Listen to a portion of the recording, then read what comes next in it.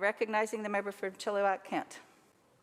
Thank you, Madam Speaker, and thank you so much to the member opposite for bringing up this important topic. When I heard the topic being discussed today, helping women succeed, I will admit that a flood of thoughts, facts, frustrations, and personal experiences came to mind. Justice Ruth Bader Ginsburg famously said, "I ask no favor for my sex. All I ask of our brethren is that they take their feet off our necks." But we've moved past this, right? We know better now, and when we know better, we do better. In many ways, we move towards a more equitable and inclusive society every day, first as we face the systemic barriers, and then as we institute the policies that would support social justice. But what about the shift in thinking? What is the foot on the neck? This is a critical key to helping women succeed in British Columbia.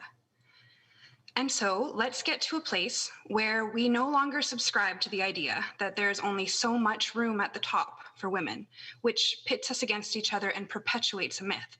Look at the makeup of this House. There is room.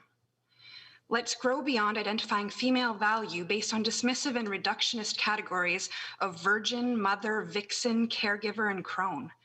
And while we're at it, let's stop casually using words to describe women that we would not want to hear come out of our child's mouth. Let's dismiss the idea that women are tied to a biological imperative that conflicts with being active, productive, successful employees and leaders. Let's recognize that leadership has many faces, strength has many images, and there are ways of leading and being strong that look different than the popular hyper-aggressive, posturing, yelling, puffing up that has worked so well for so many for so long. Let's move past the culture of disbelieving, blaming, disregarding, and shaming survivors of gender-based violence. Let's stop treating women's health like a special interest category that is somehow sidelined, as if it's not going to impact the success of our society. And let us please, once and for all, stop pretending that any debate or vote should be able to determine the rights of an autonomous human being to their own body. Let's stop pretending there is a civilized or reasonable way to justly discuss stripping someone of power over their own self, or to even question whether a woman can choose. Let's stop discussing who can be or who is a woman, as though this is a referendum topic. And let's not ignore that this continues to happen every day.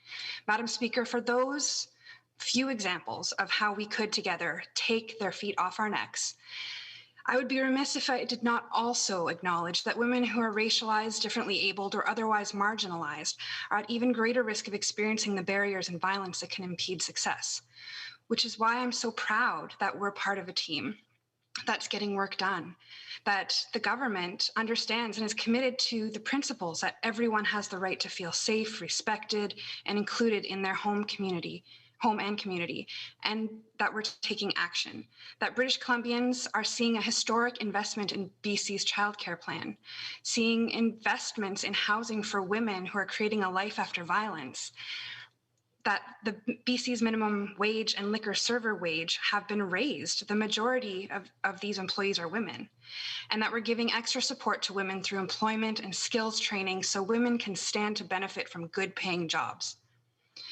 Only by espousing the fact that gender equity means people of all genders and gender expressions are treated fairly can we move forward. And this government is committed to helping people achieve what they need to be successful. A rising tide lifts all boats, Honourable Speaker, and we are in this together. There is a lot of work that has been done and is already underway, and I am proud of the progress being made.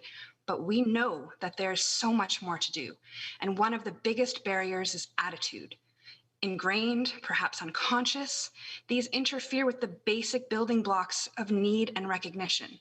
The recognition that a woman's success requires her to be safe, which she often is not, to have access to participate, which depending on age, race, orientation, or even presentation, she may not have, and inclusion as an autonomous, competent human being. And that starts with women being respected and valued as equals, all of us, everywhere. We're doing the work to bring everyone forward together. I would ask that each of us individually also do the work in recognizing how we contribute to the barriers to women's success. And I would ask on behalf of the fierce and fabulous girls and women across BC Help if you can, and if you can't, get out of the way. Thank you, Madam Speaker.